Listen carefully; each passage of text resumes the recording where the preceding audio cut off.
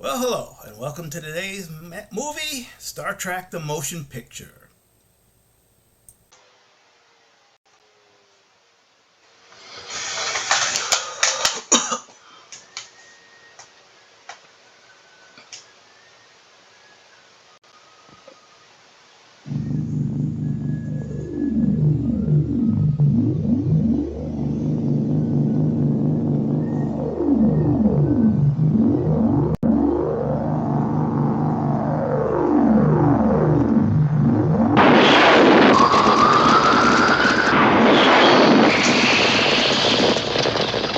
Travel forward with us, 300 years into the future, to confront the greatest mystery ever to threaten mankind. We are aboard a huge starship called the Enterprise. This is the return of Captain Kirk. An alien object of unbelievable destructive power is less than 3 days away from this planet.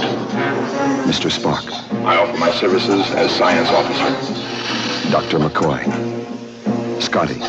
And joining them on their mission, Commander Will Decker and Navigator Ilea. I'm sorry. That you left Delta 4? Or that you didn't even say goodbye?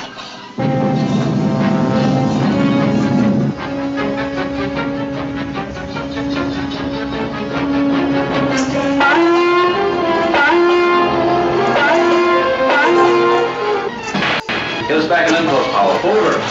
Wormhole distortion has overloaded the main power systems. The latest step, phaser order. Fire! Torpedoes!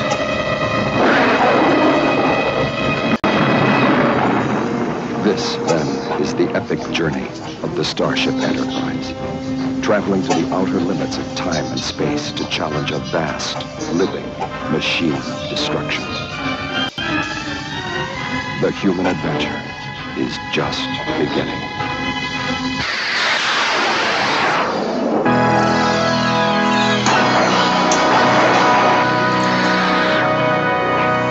Star Trek, the motion picture.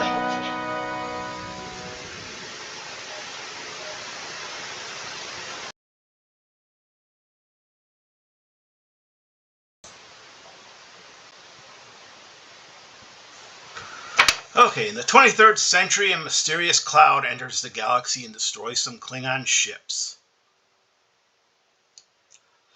So Admiral Kirk is taking command of the Enterprise, since it is the only ship available.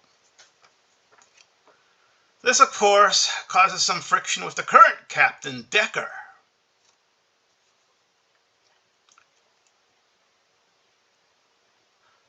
The cloud attacks a Federation ship.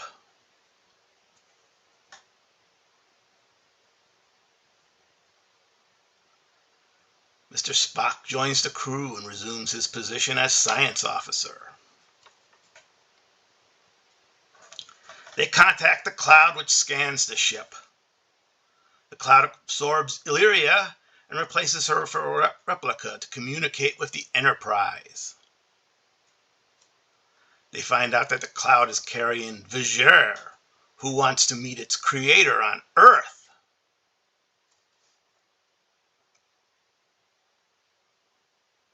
The cloud reaches Earth and does not get a response from the creator, so it plans to destroy all life. Kirk has to bluff his way with V'ger, saying that he knows why the creator isn't answering, but he'll only tell it to V'ger in person. The crew are escorted to V'ger, which turns out to be a Voyager 6 Earth probe from the 20th century that NASA launched. Decker sacrifices himself, and with the replica Illyria joins V'ger so it can evolve, thus saving the Earth. With the Earth saved, the crew of the Enterprise continues on its voyages.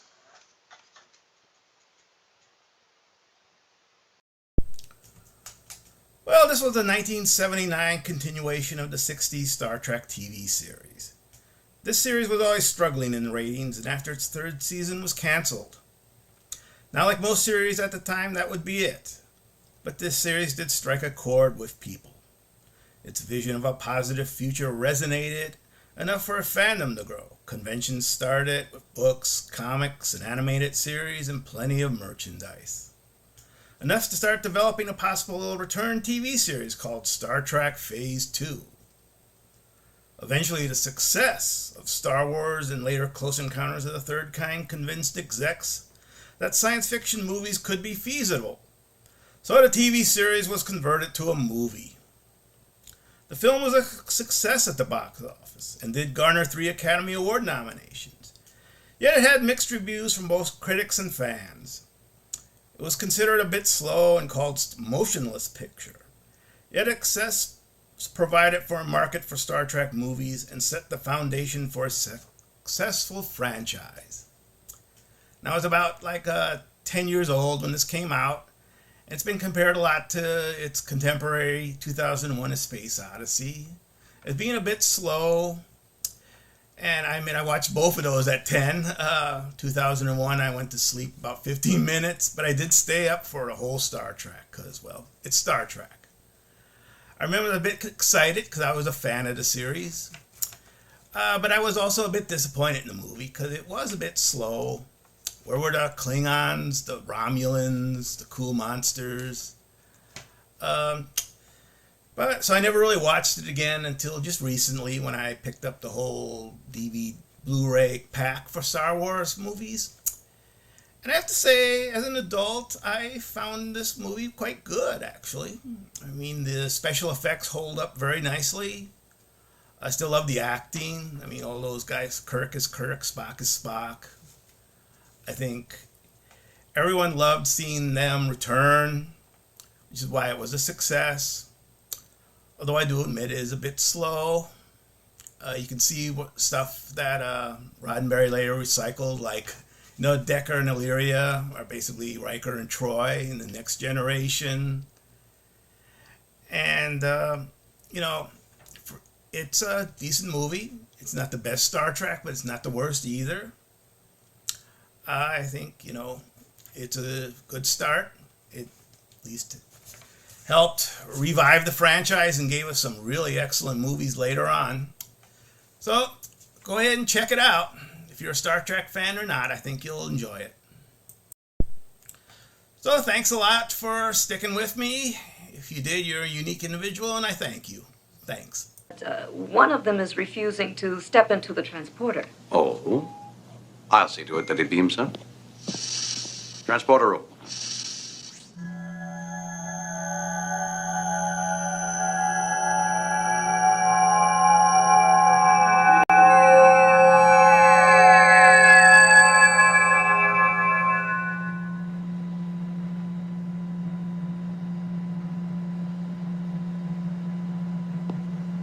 Well, for a man who swore he'd never return to the Starfleet. Just a moment, Captain, sir. I'll explain what happened. Your revered Admiral Nagura invoked a little-known, seldom-used reserve activation clause. In simpler language, Captain, they drafted me. They didn't. This was your idea. This was your idea, wasn't it? Bones is a thing out there. Why is any object we don't understand always called a thing? Headed this way. I need you. Damn it, Bones. I need you. Badly.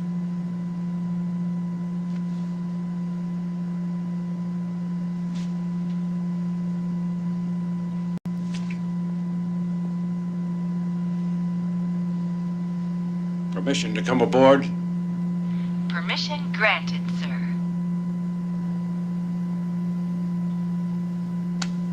Well, Jim, I hear Chapel's an MD now.